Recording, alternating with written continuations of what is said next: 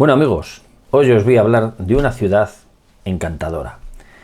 Es una ciudad tallada en la roca, una ciudad que fue celtíbera y luego romana. Está en el sur de Soria, muy cerca ya de Guadalajara, en el corazón de la Celtiberia, y es una ciudad donde uno se transporta al pasado al ver esas habitaciones y esas casas talladas en la roca, una ciudad rupestre en definitiva, con unas características especiales porque hay muy poquitas como esta en España. Es una arenisca roja todo el cerro que es fácil de tallar y se presta mucho a este tipo de estancias. Ahí podéis ver muy bien los golpes de pico en la roca, cómo se tallaba, con qué precisión, con qué geometría, cómo muchas estancias eran incluso subterráneas dentro de la propia roca.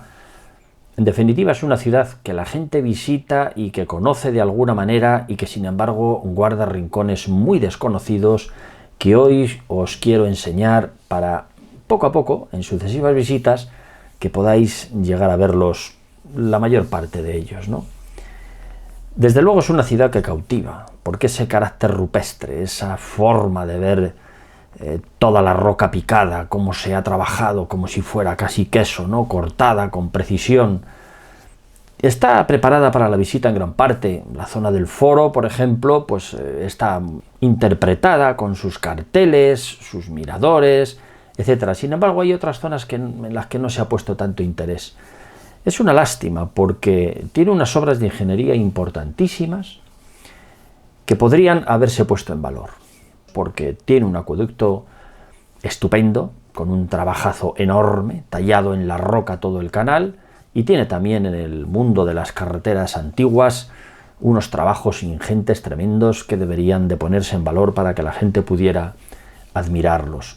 No se hace porque en este tipo de yacimientos normalmente se centra en el hábitat, ¿no? en el meollo que siempre ha trabajado la arqueología, pero estas otras cosas que en este caso están relativamente cerca, son perimetrales a lo que es el castro, a lo que es el yacimiento, podría ponerse en valor, promocionarse de alguna manera para que la gente pudiese disfrutar de ellas. Estáis viendo distintas fotos, distintos aspectos de los laterales del foro, algunas reconstrucciones, habéis visto unas estancias magníficamente talladas, también las galerías de drenaje de la parte inferior del foro, del lateral, algunas muy rotas, otras incluso reconstruidas con poca gracia, porque incluso veis ahí en la parte superior cemento Portland, ¿no? Con un mallazo de hierro, pero como no es una zona que se ve mucho, pues de momento ahí está la cosa. Se han identificado bien, además de lo que es la parte del foro y de todas estas estancias que estáis viendo, lo que eran las termas, ¿no? Ya en excavaciones muy antiguas, esa especie de torre que veis, la única casi zona elevada que hay en el yacimiento, parece que forman parte de la cúpula y de los edificios de las termas, por lo tanto era una de las zonas a suministrar de agua con preferencia, ¿no? Por supuesto, habría suministro de agua en otras muchas partes de la ciudad, porque el canal y el caudal de que disfrutan es magnífico, en cuyo caso no hay ningún problema para haber tenido agua en abundancia. Es más, esta es la causa por la que esta ciudad celtíbera finalmente se romanizó. Tenía la posibilidad de disponer de ese agua, tenía un manantial potentísimo en la cota perfecta para poder suministrar toda la ciudad y todo su contorno, que también estaba habitado ya en época romana, ¿no? Bueno, entre los muchos aspectos que estáis viendo también la puerta, las puertas de acceso, los callejones tallados en la roca para salir en las distintas direcciones, ¿no? Este sería el de la Puerta de Segovia, hay otro que es el de la Puerta del Sol, que sería en la parte saliendo hacia Medinaceli, y ya finalmente, pues como una cosa curiosa, este graderío que estáis viendo, tallado en la roca, relativamente burdo, tiene varias interpretaciones. Por un lado, podría tratarse de un lugar donde se hacía algún discurso o se daba un pequeño espectáculo y la gente pues se sentaba a verlo, ¿no? Arqueológicamente está interpretado como el foro boario, es decir, el lugar donde se hacía el trato de ganados, el mercado de ganados, porque esta ciudad, que está en un territorio pobre, es precisamente uno de los motivos por el que hoy en día está en lo que se llama la España vacía, en un centro bastante neurálgico de este espacio, vivía fundamentalmente del ganado. Es una ciudad que agrícolamente no tiene gran valor, ¿no? Gran riqueza. Sin embargo, parece que criaba ganados, está incluso documentado por alguna inscripción, caballos y otro tipo de ganadería valiosa en aquel momento, y además vivía del comercio de las vías, de las carreteras, que 3 carreteras confluían en esta ciudad. Se pueden ver otros muchos lugares entallados, ya no en la misma ciudad, sino relativamente cerca, como es este caso de Carratiermes, que realmente es una cantera, porque estáis viendo todos los entalles de la cantera, que fue aprovechada en algún momento también como cementerio, como lugar de enterramiento, con esas tumbas antropomorfas, de origen ya medieval, estamos hablando ya del Alto Medievo. No es el cementerio romano, pero se aprovechó en su momento, como estáis viendo, en distintos aspectos. Bueno, y vamos a ir ya a uno de los puntos fundamentales que permitieron la vida de esta ciudad, que es el manantial que abastecía el acueducto. Se trata del manantial del pueblo de Pedro, un pueblecito con muy pocos habitantes ya, prácticamente ninguno, del que se abastecía toda la ciudad. Como veis, es un manantial potentísimo, de hecho es el nacimiento del río del mismo nombre, del río Pedro. Hoy todavía sirve de lugar de abastecimiento de aguas para las gentes de la zona. Se trata de un agua pura, la propia vegetación acuática que estáis viendo lo delata, son plantas que no se crían en cualquier tipo de agua, son aguas puras y cristalinas. Veis cómo efectivamente se trata de un lugar de abastecimiento a la población actual. Y de aquí prácticamente todo el manantial, que acaba teniendo un caudal importante, como podéis ver, se llevaban todo, seguramente todo, como solían hacer siempre, todo el agua a la ciudad. Más adelante, los propios brotes que tuviese aguas abajo de la captación, pues quedarían para lo que hoy llamamos caudal ecológico, que entonces no existía ese concepto, lógicamente. Bueno, pues aquí veis, en el propio Pedro hay todavía una ermita, dicen aquí del siglo VII, no sé muy bien con qué criterio, y vemos cómo ya en un primer análisis sobre los mapas de relieve de precisión podemos hacer un trazado hipotético del acueducto, pero ojo que en alguna de las zonas de este trazado entre la ciudad y el manantial sí que se conocen restos de acueducto, y esta es una de las primeras cosas verdaderamente desconocidas. La mayoría de la gente no conoce más acueducto que el que se puede ver en la ciudad, y casi diría yo que la mayoría de la gente ni siquiera conoce el acueducto que se ve en la ciudad, porque visitan otras cosas y apenas hacen un recorrido exhaustivo por todos los tramos del acueducto. Bueno, pues como os digo, aquí en los mapas de relieve y haciendo un pequeño estudio con las curvas de nivel, bueno, si hay una persona cualificada que se encarga de esto, estoy seguro que este acueducto se puede sacar en una enorme longitud y se puede hacer un recurso turístico que hoy no existe, porque es un asunto completamente abandonado, del que nadie se ha preocupado, para esta ciudad y para este yacimiento y para este lugar de visita tan interesante en esta España vacía, que necesita cuantos más visitantes mejor, evidentemente, ¿no? Bueno, aquí veis en mitad del bosque, a mitad de camino entre Pedro el manantial y la ciudad de Tiermes, como hay restos de ese canal ya muy deteriorado, completamente roto, que en su día llevó agua, pues hace como casi 2000 años, ¿no? Y como todavía se ven los entalles de la caja del canal por el que iba el agua. Es un canal de idénticas características que el que se puede ver en la ciudad, ¿no? Queda este trocito en un morro de roca que aflora, pero es relativamente fácil seguirle la pista hacia aguas arriba y hacia aguas abajo. Hoy en día, con la metodología georradar, por ejemplo, sería relativamente fácil sacar bastantes metros de canal, que no habría más que limpiar y excavar, y quedarían como recurso fantástico, aparte de que es una recuperación científica que permite estudiar el abastecimiento de aguas de una ciudad de hace 2000 años, ¿no? Que hoy es bastante desconocido, a pesar de tener muchos restos evidentes y que se pueden ver en el propio yacimiento, en el propio castro ya de la ciudad, ¿no? Bueno, aquí veis distintos aspectos de ese canal, que os los he querido filmar pues para que vosotros lo veáis. No es fácil de encontrar, no os invito a ir a buscarlo, porque es probable que no lo encontréis, y es una superficie grande, boscosa. Ahora se ve muy bien porque es invierno, no tienen hoja los robles, pero ojo, porque en verano esto es una selva y no sería fácil que pudieseis llegar a ver con tanta precisión esto que os estoy enseñando yo. Bueno, como no es fácil, pues os lo traigo yo y así lo podéis ver. El canal es muy probable que esté excavado en la roca y que sea subterráneo prácticamente entero, entre las fuentes y la ciudad. De hecho, este punto intermedio, que todavía está a una cota bastante elevada respecto al canal que discurre alrededor de la ciudad, que luego vamos a ver que son realmente 2 ramas, este canal, como digo, todavía se puede identificar a simple vista, ¿no? Pero en algún paseo que hemos hecho hacia aguas abajo hay zonas que sospechamos que está ahí. Insisto, en cuanto se emplee un poquito una técnica de prospección, como las que existen hoy en día, con métodos físicos, como es el georradar, es muy fácil continuar y acabar encontrando la caja de todo el canal. Como veis, allí al fondo ya se ve el castro de Tiermes, la ciudad de Tiermes. Hay mucha distancia, por eso os digo que no os aventuréis a encontrar esto, que no va a ser fácil, pero que sepáis que hay canales intermedios que muy poca gente conoce y casi nadie visita, por supuesto. Bueno, y efectivamente, este tipo de estudios, una vez que tenemos los mapas de relieve, os los represento así para que veáis dónde está la rama principal del canal que llega a la ciudad, dos canales muy conocidos, el ramal este y el ramal oeste, más o menos se le llama así, y otro hipotético que os pinto muy tenuamente, que podría estar por ahí, porque parece que hay algún resto que por ahí también ha ido agua. Este ya no tendría como misión el abastecimiento, pero está muy verde, así que no voy a profundizar en él. Os voy a mostrar ya las primeras imágenes del ramal este, que realmente es un ramal sureste, porque es la orientación que tiene, ¿no? Como veis, es un corte en la roca limpio, profundo, en algunas ocasiones hasta de 3 o 4 metros.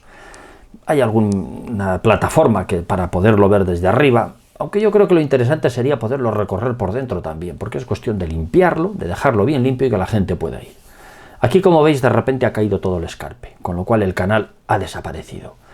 Hay una vuelta que ha caído al suelo, se ven los restos de roca abajo, pero si veis al fondo, justo en esa trinchera en la roca que os señalo, ahí continúa el canal enterrado. Fijaos qué bonito si se limpia eso y se continúa todo lo que se pueda, ¿no? Para intentar hacer un recorrido integral por los dos ramales, tanto por este que os estoy enseñando, del este como del oeste, que luego veremos.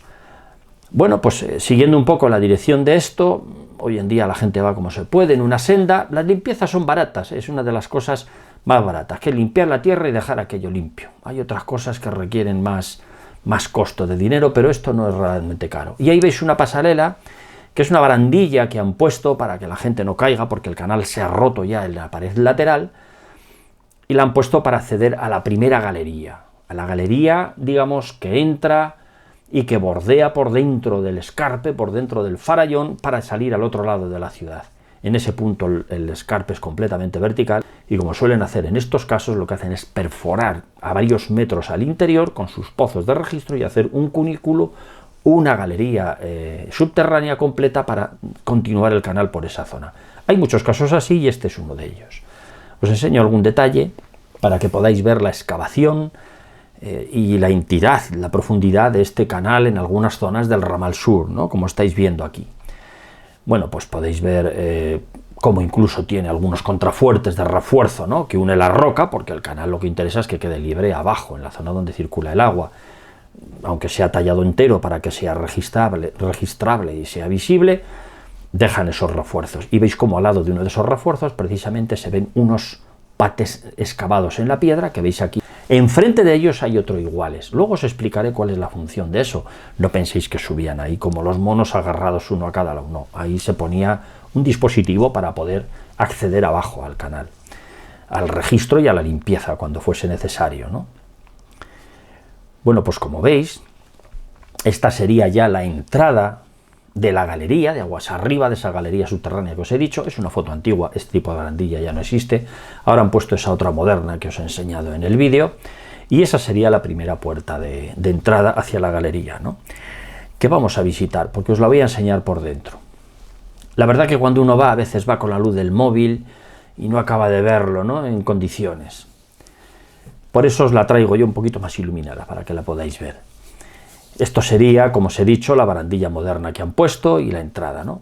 Ya nos vamos hacia adentro, han puesto una puerta de hierro, cuya misión a mí se me escapa, porque ha estado 2000 años sin ningún tipo de puerta y no ha habido nunca jamás ningún percance. No entiendo por qué hacen esos gastos ni estas historias.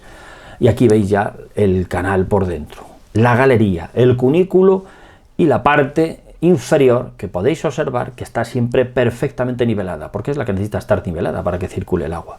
Sin embargo, lo de arriba pues está a veces sobreexcavado, a veces más estricto, a veces veis una altura mayor y un rebaje, porque como se excavaba por varios frentes este tipo de canales, algún día dedicaré un episodio para explicaros cómo se excavan este tipo de canales subterráneos. Es la misma técnica que la minería y otras cosas, pero los canales requieren algún detalle en especial. En definitiva, bajaban por los pozos de registro y excavaban en dos direcciones, ¿no? Y entonces había un momento que se encontraban, y en esos encuentros, pues como podéis iros fijando arriba en el techo, pues uno está más bajo, otro está más alto. Tenéis que ver, que lo vamos a ver muchas veces, como en las paredes, a la altura de la cara más o menos, hay unos agujeritos tallados. Los vais a ver con mucha frecuencia. Y si os vais fijando mientras hablo, vais a ver muchos. Eso es el punto donde ponían las lucernas, pequeñas lamparitas de aceite que les servían a ellos para ver y para excavar. Iban moviéndolos pues cuando lo necesitaban, a veces un poquito más bajas, a veces un poquito más alta, y siempre que el frente iba avanzando, casi cada metro tienen un agujerito para ir avanzando la lucerna. Estos excavadores eran profesionales, porque cuando uno observa la forma de excavar, la forma de avanzar, los golpes de pico, te das cuenta que es así. Había momentos de roca más dura, momentos de roca más blanda, diaclasas, discontinuidades en la roca que les permitían avanzar más deprisa, y es probable en esos momentos, si os fijáis, por las lucernas están un poquito más separadas, y cuando la roca es masiva, cuando la roca es dura, están más cerca una de otra. Os enseño este detalle de lo que es un pozo de registro, ¿no? Los pozos de registro, veis que en la base, aunque está aterrada con tierra, tenían un pequeño arenero, que es un lugar donde iba colmatando la arena, que iba sedimentando la arena que llevaba arrastrada el agua, ¿no? Hoy no se ve porque han llenado todo este suelo de grava para que la gente no se manche de barro, y estos detalles constructivos que a mí me parecen interesantísimos y que nunca explican a nadie, pues ya no se ven, porque los han tapado para que la gente no se manche de barro. Bueno, pues hay otros métodos para que la gente no se manche de barro, porque además esto solo se encharcaba en el tramo final, en un trocito, y no en estas zonas. Bueno, os veis cómo efectivamente hay un montón de agujeritos para las lucernas, ¿no? Izquierda, izquierda y derecha. Cada X metros, 30, 40 metros, tienen su pozo de registro. En este tramo me parece que hay 3. Veis ahí en el techo una discontinuidad más baja, porque uno de los frentes de avance venía por allí y otro por aquí. El techo van bajando y van acoplándose a la altura que necesitan, porque lo importante es el canal, el fondo, y según van nivelando el fondo se dan cuenta si van en exceso o no de altura. La topografía de estas obras subterráneas la dominaban perfectamente, pero de esto tenemos que hablar en otros capítulos, no da tiempo en este asunto, ¿no? Aquí vemos en un pozo de registro, que llegamos ahora, cómo se ensancha, de sección circular, y vemos como una de las diaclasas del techo pues ha formado un techo plano, ¿no? Porque ha caído la roca y ellos mismos la tiraban para que no se cayera. Vemos vetas más blandas entre la roca masiva, vetas estrechas, como van picando hacia abajo. Claro, esto cuando uno lleva la luz suficiente se ve muy bien toda la geología interior de esta roca que sirvió para hacer el canal, ¿no? Un desprendimiento que puede ser antiquísimo, no pasa nada, esto todo se limpia y el agua sigue funcionando por abajo, ¿no? Fijaos ya la veta blanda, como en la parte de abajo se ha socavado, porque es prácticamente arcilla, mientras que lo otro son areniscas más duras, ¿no? Ahí veis un estrato perfectamente blando y abierto, ¿no? Mucho más ancho que todo el resto de la galería, porque se ha erosionado directamente con los años. Y finalmente llegamos a la salida. Este es el lugar de la salida, un lugar interesante porque tiene una arqueta enorme, con unas derivaciones, una tajadera de piedra que todavía está en el sitio, el que podéis ver allí, esto es fácil de visitar, unos canales encima del acueducto. Todo esto está sin interpretar, porque os pueden contar 1000 historias, pero realmente está sin interpretar correctamente. ¿Veis esa canaladura horizontal donde perfectamente puede meterse un tablón, unos tablones para intentar cubrir el acueducto? Esto también se repite sistemáticamente en todo el acueducto, un entalle en la parte superior para poner unos tablones de madera y ir así tapándolo y registrándolo en el momento que se necesite o donde se quiera, pero siempre cubierta el agua, como os he explicado en otras ocasiones que hablamos de acueductos. Hoy vamos a centrarnos un poco más en esto. Vamos a dar otra vuelta y nos vamos a meter otra vez en la galería en sentido contrario, porque así podéis apreciar algunos detalles que en este sentido pues igual no lo habéis apreciado lo suficiente, ¿no? Nos metemos de nuevo con esta especie de barandilla que no existía en la foto anterior, porque os estoy mezclando fotos muy antiguas mías con otras cosas más modernas, ¿no? Otras cosas más modernas, que es lo que se ve ahora. Llegamos a la puerta que sería de aguas abajo, una puerta que ya no se abre del todo porque con la grava que veis que han echado en el fondo para que la gente no se manche, pues está atascando. insisto, no logro encontrar la explicación de por qué leches han puesto una puerta a cada lado después de estar 2000 años sin puerta, y además es una puerta que para estar así, pues mejor que no esté.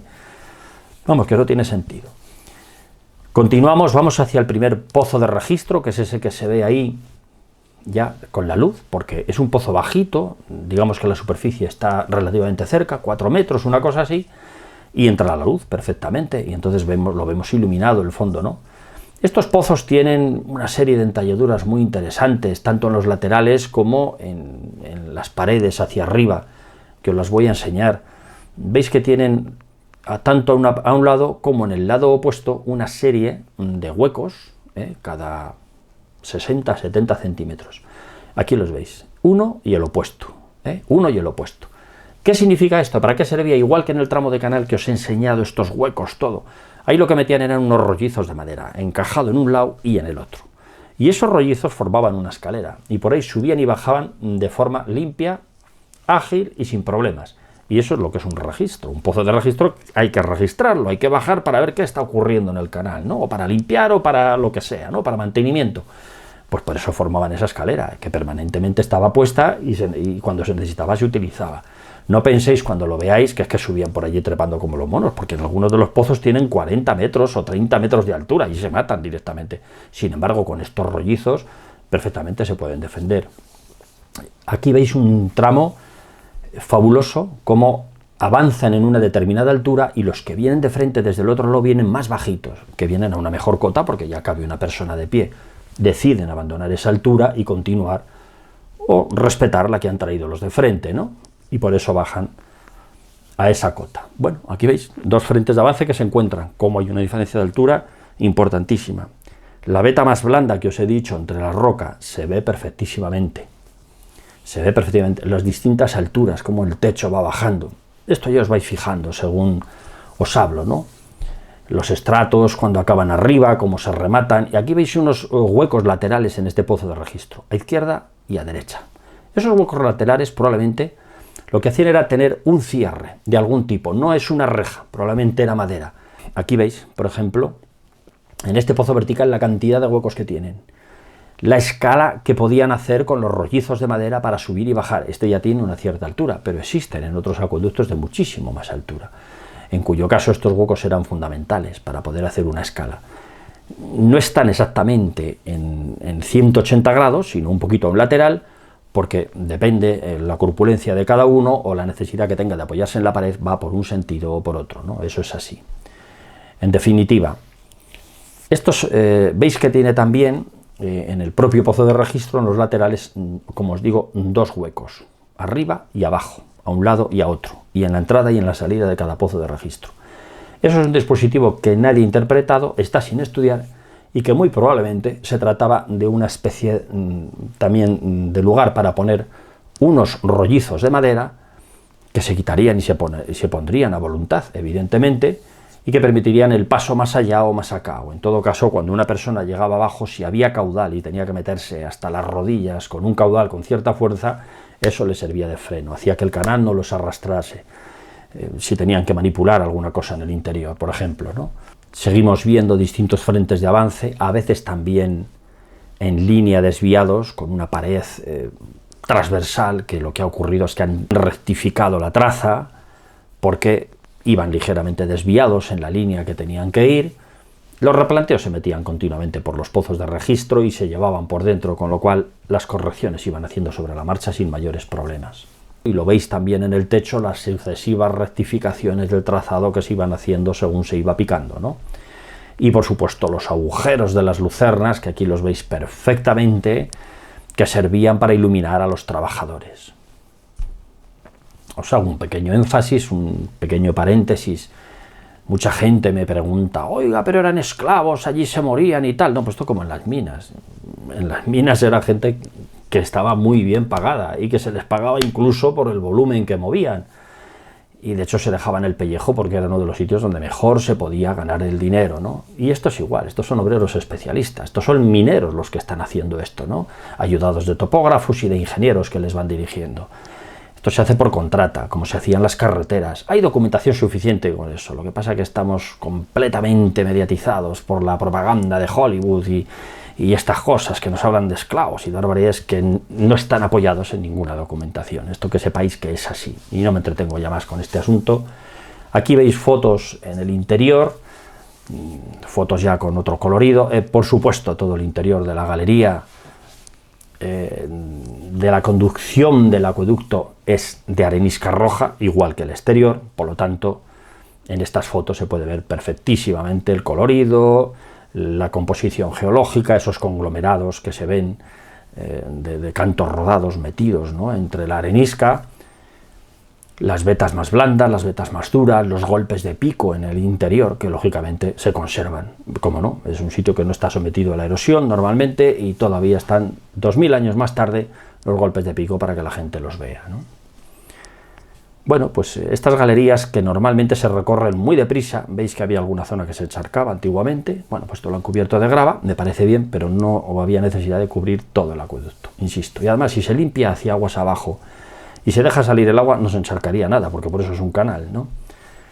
Bueno, pues aquí veis detalles que normalmente con la iluminación precaria que cada uno de nosotros llevamos cuando se hace esta visita deprisa, pues no se suelen ver. Fijaos cómo hay un frente con una cota muy superior del techo y de repente de frente viene otro con una más baja, ¿no?, que es la que se recupera porque el canal necesita una única y por un lado sobraba directamente, o este otro en la pared donde se ve perfectamente. Estos detalles que os he hablado antes en estas fotos se ven muchísimo mejor, claro que sí. Bueno, pues aquí veis los pates que os he dicho, ¿no?, donde se ponían las maderas para poder bajar de lado a lado, ¿no? Entonces, uno de los lados faltaría el otro lado, pues que no cabe en la fotografía, en el objetivo que se llevaba. Un detalle del arenero, del decantador mínimo, pero decantador de uno de los pozos de registro, todos lo tenían, hoy no lo vais a poder ver porque tiene grava todo este suelo. Y un poquito más hacia aguas abajo, de esta zona que llaman la casa del acueducto, de la salida de la galería, pues existe una cámara enorme que casi nadie conoce y casi nadie ve, y que no está acondicionada para la visita, todo se ha dicho, una cámara que es directamente una cámara excavada en la roca, con un tajo brutal de arriba abajo y una altura enorme, por el que pasaba el acueducto. Lo de arriba era roca al aire libre, como el tajo, como habéis visto los anteriores, y abajo está sucio, no está sin excavar, pero el acueducto continuaba. Y en esta puerta que estáis viendo que da a la calle, por esta puerta se producía una derivación del agua del ramal sur que iba a las termas, porque justo enfrente de esa puerta está toda la instalación de las termas, y probablemente muchas más cosas. Hay un barrio ahí abajo, habría fuentes, habría un montón de cosas. Esta es una de las derivaciones principales de todo el acueducto, es esta cámara que nadie visita, que casi nadie conoce y que no está preparada para la visita. Pero fijaos qué fácil sería limpiar esto, hay hasta una zarza en la entrada que no permite la entrada. Limpiar todo esto y realmente explicárselo a la gente, ¿no?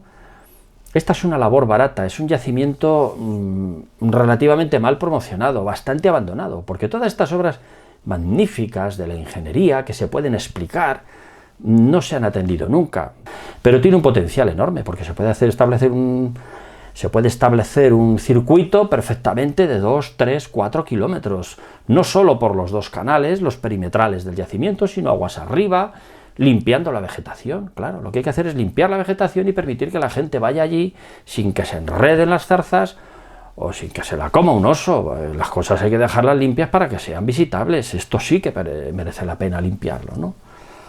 Bueno, en definitiva, vamos a volver sobre este canal para ocuparnos del ramal norte, que tiene un espectáculo magnífico, no menor que el ramal sur que os acabo de enseñar, ¿no? Esto sería ya yendo hacia aguas arriba del ramal sur hasta el punto de conexión.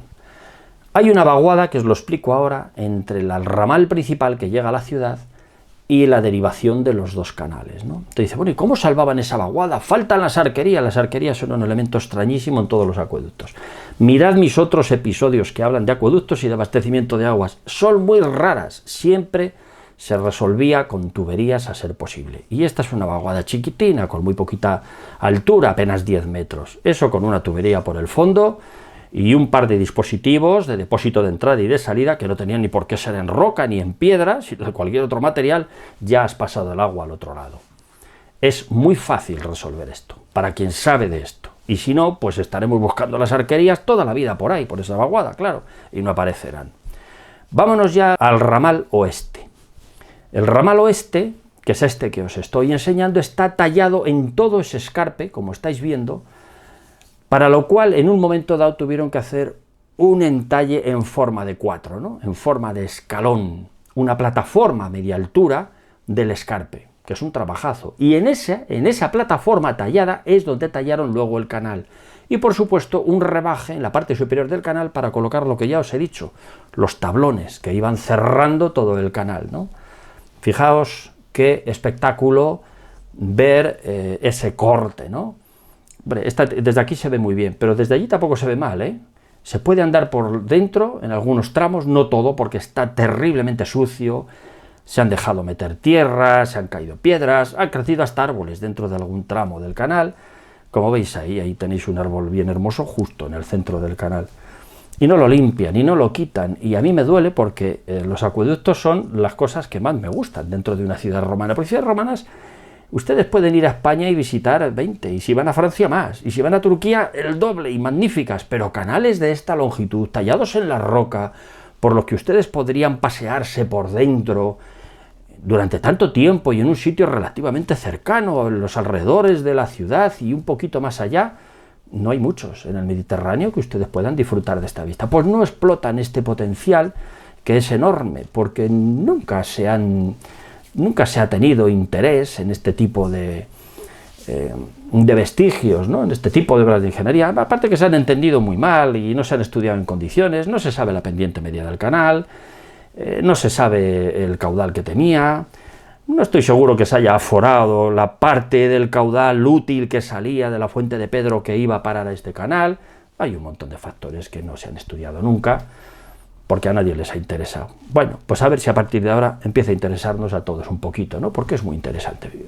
Fijaos que quiero que lo veáis, qué curva excavada y cortada en el morro para pasar. Tiene una profundidad ahí de unos 3 o 4 metros. Está muy sucio, ahora tiene hasta árboles ahí dentro. Pero si eso se limpiase, ustedes van por dentro del canal y lo recorren en una longitud magnífica. Y si hay un trocito que falta, pues se pone una pasarela para que pueda pasar la gente y continuar por el otro lado. Pero ahí no gastan un duro, amigos, ni siquiera ponen una señal indicando que aquello es un canal. Vamos, es un pequeño desastre. No hago más que quejarme de este asunto, ¿verdad? Bueno, y ahí al fondo ya veis la ermita que llaman de los mártires de Tiermes, que es una ermita ya románica, muy curiosa, con una serie de tumbas alrededor de la época de la ermita, quiero decir, que están tapadas, se excavaron en su día, pero hoy están tapadas, pero bueno, hay un enterramiento alrededor de eso, porque es un yacimiento que ha tenido una mínima vida en el medievo, solo mínima, nada que ver con el esplendor de la ciudad romana. ¿Cómo vuelve a aparecernos ahí el canal? Porque es el tramo en el que está cortado en la roca, si no, no lo veríamos. Y cómo de nuevo, en ese canal que podría recorrerse o visitarse con mucha más soltura, que está, insisto, sucísimo de todo tipo de vegetación, de todo, ahí veis hasta árboles que salen de dentro, tiene sus contrafuertes de roca para sujetar las paredes y debajo tienen tallado el arco y era todo el registrable. Fijaos cómo se va viendo entre los contrafuertes, perfectamente, trocito de canal, contrafuerte, trocito de canal, contrafuerte, y el arco dentro del contrafuerte. Ahora veremos algún detalle. Eso sería el foro, la parte noble, vamos a llamarla así, de la ciudad, con algunas estancias, estas pasarelas que han puesto para la visita. Una de las calles que habéis visto en las fotos anteriores ha quedado debajo de la pasarela, ya no se ve tan bien como se veía en esa foto, porque tengo fotos, insisto, muy antiguas de toda esta zona. Y bueno, pues lo han dejado relativamente curioso, ¿no? Para que la gente visita. Pero aparte de este meollo y alguien que se aventura hasta la galería del canal, el resto de visitantes no pueden ver estos detalles ni otros que os voy a enseñar ahora, si cabe más espectaculares y perfectamente desconocidos, y que no os puedo recomendar que vayáis a verlos, porque es que están tan perdidos, tan sucios, tan llenos de vegetación, que corréis el riesgo de no llegar, o de perderos, que sería peor, ¿no? Bueno, aquí veis una vista de la ciudad de Tiermes, de lo poquito que está promocionado y excavado, para que os hagáis una idea de lo que es el foro, ¿no? O de lo que parece que era el foro, que todavía queda mucho por interpretar, porque tiene una serie de cuartelones de fábrica en el interior que no se han excavado y no se sabe muy bien si esos son criptopórticos o que sujetaban la plataforma del foro o qué son realmente. Ahí queda mucho. Veis fotografías de detalle donde se pueden apreciar con otras luces todo el canal que os digo excavado de forma perimetral. Esto es mirando hacia aguas arriba, la fuente estaría ya al fondo, cerca de aquellas montañas, y a nuestras espaldas el foro de la ciudad, porque el agua venía hacia acá. Lo que os he dicho, cómo se corta todo el escarpe limpiamente para hacer una plataforma y vuelve a dejarse el escarpe limpio, y en esa plataforma es donde excavan el canal limpiamente, dejando siempre unos apoyos a izquierda y a derecha para poner su sistema de cerramiento para que el agua fuera cubierta. Una cosa fundamental en aquella época, que además está repetida por los clásicos Frontino y tal, ¿no?, que hablan de que el agua tiene que ir siempre cubierta. Esta es una vista incluso de una de las puertas de salida de la ciudad. Vamos a dar un pequeño paseo por dentro del canal, para que observéis estos detalles que os estaba hablando. En algún momento el canal está roto, está perforado, se ha ido por ahí, se iría el agua hoy en día, quiero decir. Bueno, son los 2000 años de abandono, que el agua de la lluvia ha corrido y ha perforado todo y lo ha roto, ¿no? Lógicamente en origen esto estaba cerrado. Esto con unos pequeños entablados podría pasarse por encima, y como os digo, podría hacerse un recorrido perfectamente, para poder recorrer todo este canal y bueno, los propios cajeros sirven de barandilla y de protección para que la gente pueda disfrutar y pasar por allí, ¿no? Y haceros una idea del trabajo tremendo que tiene picar todo esto, porque ya no solo el canal, sino la pared que se ha limpiado y se ha verticalizado para que pudiese pasar el canal. Ahí veis al fondo una pared perfectamente verticalizada con sus golpes de pico para excavar la plataforma y la caja donde después iba a circular el agua. Aquí veis alguna foto en zonas donde ya hace años había un árbol en el centro de ese canal que han limpiado. Pues evidentemente ese árbol debería ser cortado, no le demos más vueltas, ¿no? O ese sillar que está encajado justo en este canal profundísimo que alguien ha tirado o que se ha caído. Pues si es un elemento suelto habría que sacarlo a la vez que se limpia todo este canal excavado, ¿no? Que es un canal que pega una vuelta que hoy no lo vais a poder ver así porque está lleno de árboles. Os voy a enseñar ahora un trocito de vídeo reciente donde toda esta vuelta que antes se veía limpia y aseada, pues se ha llenado de barro, de tierra, de árboles y de todo. Porque no es un elemento que tenga mantenimiento, no lo limpian y no hay inversiones para que estas cosas pueda la gente disfrutarlas y verlas. No hay interés en poner en valor, en promocionar un elemento tan importante para la ciudad como es el canal, el abastecimiento de aguas. Tan espectacular además, porque contemplar estos cortes en la roca, con esos golpes de pico, con una curvatura perfecta, con una anchura constante, si parece que fuese aquello que es hoy, no, era roca y muy dura. Y sin embargo, fijaos cómo llegaban a hacerlo limpiamente los cortes, ¿no? Es una cosa espectacular. Bueno, estos son otros detalles que todavía no se han interpretado, como en el medio del canal, excavado en roca, hay una especie de cubeta grande, picada a propósito, que no se ha interpretado qué es eso. No es factible que sea un batal ni nada, porque por ahí pasaba el agua potable que todavía no había llegado a la zona de la ciudad, ¿no? A la zona noble, con lo cual no se puede entretener ese agua en cosas que la pueda contaminar. Pero tampoco se sabe muy bien para qué es eso, no está claro, no se ha interpretado, no hay un estudio serio, ni se ha dado... Ahí está el sillar que se ha encajado de mala manera y que alguien tiró desde arriba pues hace siglos seguramente, y que pues que convendría sacar y limpiar todo eso, claro, primero para que se limpie, se autolimpie, porque si todo eso se limpia, el agua va hacia aguas abajo y sale sola, no habría estos problemas. Y segundo, no crecerían estos árboles, porque esto ahora mismo es invierno, repito, estas filmaciones son de invierno y ustedes pueden ver algo de ese cajero. En verano no averiguan ni que hay ahí una caja de un canal, no, pueden hasta meter el pie y meterse dentro porque es que no lo están viendo. Esto debería estar limpio sí o sí, no hay derecho a que lo tengan de esta manera. Yo soy un enamorado de este canal y cada vez que lo veo me llevan los demonios, porque claro, lo están abandonando, pero esta gente en qué se gasta la pasta, ¿no? Aquí veis otros detalles de los contrafuertes ya del tramo final llegando al foro del ramal oeste que os estoy hablando, con sus contrafuertes, el arco tallado debajo y el canal, y el cajerito perfectamente a distintas cotas donde se pueden encajar unos tablones para ir cerrando todo el canal y poderse registrar en un momento dado en cualquier sitio, en cualquier punto de su longitud, que haya habido un problema, un atasco o algo que se haya metido allí o lo que sea. Aquí veis muchos detalles. Esto es más factible de ver porque está muy cerquita del foro, muy cerquita de la zona que se visita y prácticamente todo el mundo lo ve, ¿eh? Aquí no hay problema. Pero claro, hay kilómetros de esto que no se ven, solo se ve este poquito y se acabó. Y se podría ver mucho más. Para la gente que tenga interés se podría ver muchísimo más. Los grandes esfuerzos están en otro sitio, esfuerzos constructivos de picado. Una pequeña arquetita de derivación en el punto final del ramal oeste, pues para derivar para los distintos usos seguramente, pues para algunas fuentes o algunas cosas así. Bueno, y ahora os voy a enseñar una cosa también muy interesante. La carretera que salía desde Tiermes hacia Segovia. Como veis, Tiermes está al fondo.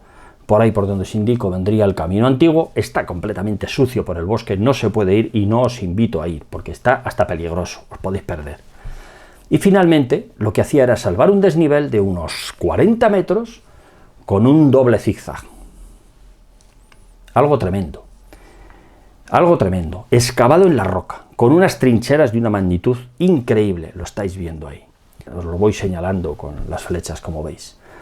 Llegaban a la parte de abajo, cruzaban esa vaguada que estáis viendo, con ese terraplén que está lleno de robles, pero que ahí está la vía romana metida, y subía por la línea que os indico hacia Pedro, hacia las fuentes del acueducto. A partir de ahí continuaría su recorrido.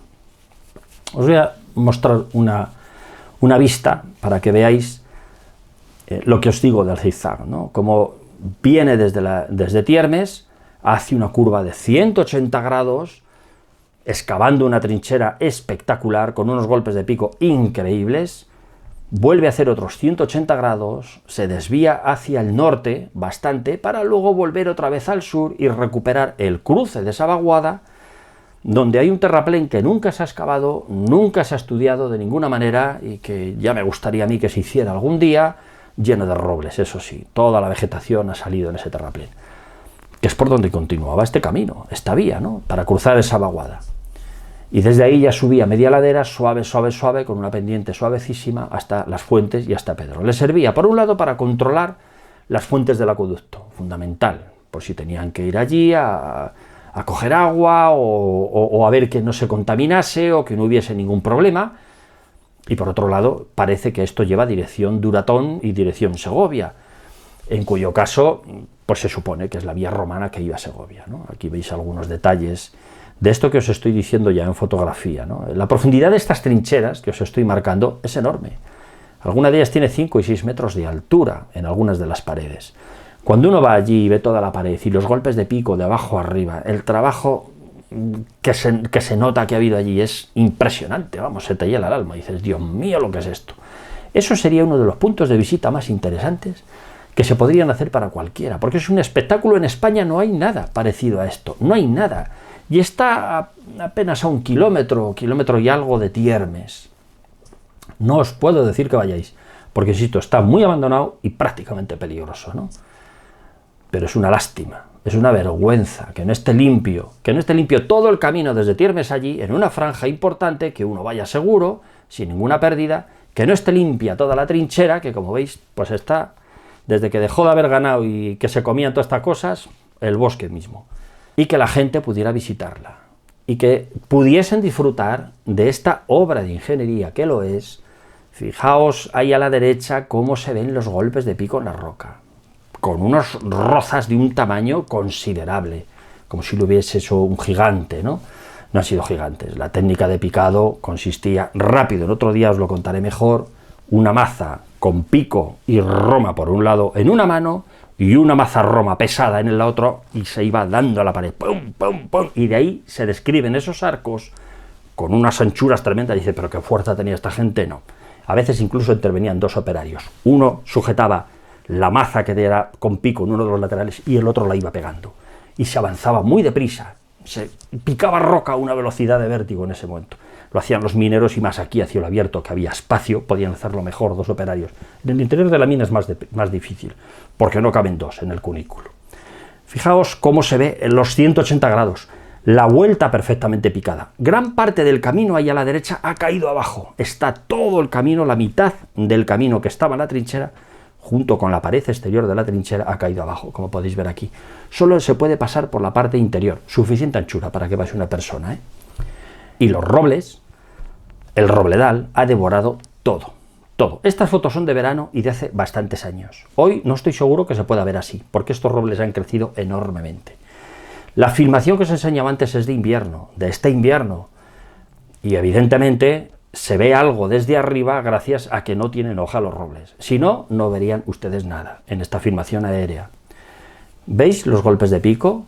Fijaos bien, es una maravilla. Cómo se ven, cómo uno puede ver decenas de metros de pared, a veces altísima, perfectamente picada, con una anchura importante cada surco. Dices, pero bueno, ¿qué fuerza tenía esta gente? La técnica es la que os acabo de explicar. Continuamos porque esto está lleno de detalles. Aquí podéis ver muy bien la altura de la parte más grande, más voluminosa de trinchera que se excavó, como estáis viendo. Al final da otros 180 grados y continúa también. Los robles están en medio, llega un momento que casi no se puede pasar. Esto urge limpiarlo y enseñarlo al público, porque la gente que va a Tiermes, con un pequeño paseo, llega hasta allí, lo ve limpio, lo ve señalizado con algún cartel interpretado que le explique lo que es aquello, y es uno de los principales atractivos que tiene Tiermes. Esto no se ve en ningún lugar de España, y está olvidado, abandonado y perdido. Nadie tiene interés por semejante maravilla. Una de las trincheras para el paso de la carretera romana, pues que yo sepa, de las mejores de Europa. En Italia hay alguna de una entidad tremenda, pero con estos zigzag que estáis viendo aquí, ninguna. Aquellas son rectas. Pues no se promociona. A nadie le importa. Nadie parece tener interés por esto. Es una locura. Las cosas que nos cuentan, las que no nos cuentan, las que nos dejan ver y las que no podemos ver. ¿Qué os voy a decir? Ahí tenéis los robles en mitad de la trinchera. Llegar hasta aquí, insisto, es peligroso. Está el bosque cerrado. No lo vais a encontrar y podéis perderos. No os aconsejo ir. Os lo traigo para lo que veis, pero por lo menos que sepáis que está ocurriendo, que no se limpia, que no se promociona y que esto tiene un valor tremendo y tiene una enorme importancia. Y este es el terraplén, finalmente. El terraplén lleno de robles que cruza, cuando acaba la trinchera, el zigzag, cruza al otro lado de la vaguada. Y ya se mete en el bosque otra vez. Habría que limpiar muchísimo. Vamos a pasar al último elemento ya que os quiero enseñar. Este es muy evidente, le ve casi todo el mundo cuando llega allí, que es la muralla. La muralla estaba en unas condiciones un poquito precarias, porque hace unos 30 años le habían puesto estos sillares que veis ahí en la parte alta de hormigón, imitando a la arenisca roja, pero bueno, eran rojos pero era de hormigón. La gente se fijaba que eso no era la piedra original. Mirad de todas formas estos encajes típicos romanos, cómo eran capaces con absoluta precisión para mantener la hilada y cómo hay un salto de hilada ahí donde había un sillar que ahora lo ocupaba el sillar de hormigón. Estos encajes y esta forma de tallar y esta forma de rejuntar las piedras, de dejarlas tan unidas, es típico romano. Esto merece la pena enseñárselo a la gente. Este tipo de marcas constructivas típicamente romanas, claro que sí. Aquí veis algunos detalles también, piedras menudas que van formando el salto con otras encima, ¿no? Bueno, es una muralla interesante. Ahí veis, fijaos, cómo un cuadradito de piedra está acoplando los encajes de otras dos encima de uno de los tizones para poner la hilada superior. Y ni siquiera la hilada es continua, también hace un pequeño escalón y continúa. Esto es interesantísimo, de explicar a la gente este tipo de entalle de la piedra y de forma de construir, muy habitual en el mundo clásico y por supuesto en el mundo romano. Aquí tenéis otro detalle magnífico a mí. De hecho, estas fotos las hice hace 20 años probablemente, porque era lo que me interesaba, estos entalles y estos huecos clásicos constructivos donde se puede interpretar cómo se hizo esa muralla, ¿no? Más cercano al mismo detalle que os he dicho. Bueno, y este es el aspecto que tenía la muralla pues hasta hace nada. Sí que es cierto que ahí al fondo veis un par de hiladas de sillares de hormigón que requería quitarlos, sin más, quitarlos porque son un pegote. Lo que hace falta es ver la obra original romana y explicársela a la gente para que la entienda efectivamente. Parece que ahora se han puesto en obras en la muralla romana y han decidido invertir en la muralla, no en todo lo que os he contado. Lástima, mi trinchera, mi acueducto, limpio, que la gente lo vea, que la gente... No, en la muralla, que está allí, que son 50 metros. Se hace así y se ve toda de un plumazo. Han quitado esos sillares de hormigón, estupendo. Fijaos cómo aparecen las marcas constructivas típicas romanas, las doble cola de Milano, la grapa en doble cola de Milano que unían los sillares. Por fin se pueden ver, ¿no? Esto es lo que hay que hacer, dejar que la gente vea estas marcas constructivas típicas del mundo romano y explicárselas, en qué consisten y para qué sirven. En uno de los cubos circulares, aunque la piedra está muy abierta y tal, se ven todavía las estas. Interesantísimo, ¿verdad? Aquí tenéis un detalle de una grapa en doble cola de Milano de la muralla de Tiermes. Sin embargo, yo he ido estos días y la sorpresa es que la muralla ya no está así. La muralla, una vez que parece que se ha descubierto se han quitado los sillares de hormigón, han decidido poner encima, como podéis ver, esos que brillan tan blancos, ¿no?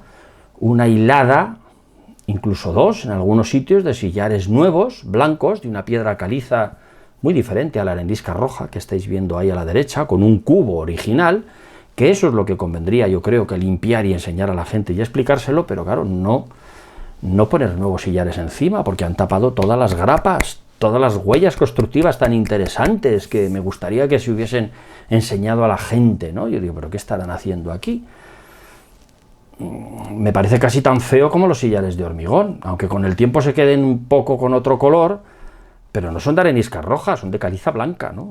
Habrá sido para diferenciarlo, ya lo creo que lo van a diferenciar, pero mucho, menudo cantazo, ¿no? Y no sé hasta dónde van a llegar, pero lo cierto es que la obra es importante. Bueno, veis cómo la muralla continúa ahí al fondo, como estáis viendo en toda esa línea, pero está sin excavar.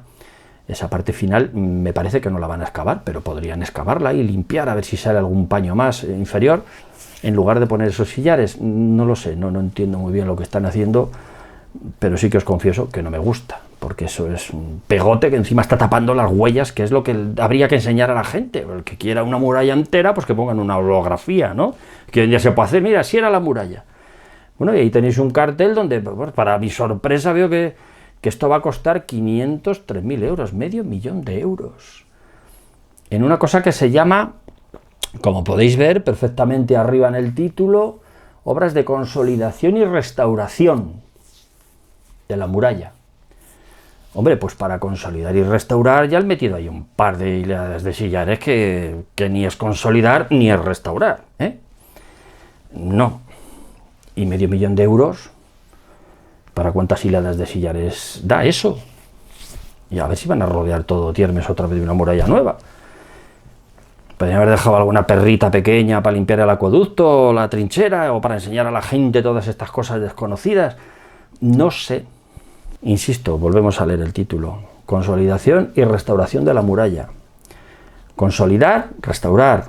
Estos son los conceptos. Y esto es lo que se está haciendo. Oiga, medio millón de euros da para hacer 7 metros de altura de muralla. O 8, o 9, ¿ande vamos? ¿Esto qué es? Bueno, yo en cuanto he visto esta obra me acordó del Teatro de Sagunto. No sé si estoy exagerando o no. Ustedes sacarán también sus propias conclusiones, ¿verdad? Porque esto no depende de la opinión de quien proyecta o de quien hace las obras. No, depende de la opinión del ciudadano, que son el que las paga. Igual el ciudadano tiene una opinión diferente. Bueno, pues mire, yo no sé lo que van a hacer. Ustedes verán, la obra ponía en el cartel que dura 10 meses. Así que en 4 días van a saber qué es lo que está pasando aquí. Pero de momento espanta, ¿eh? Porque acaban de empezar, ¿eh? Ojo.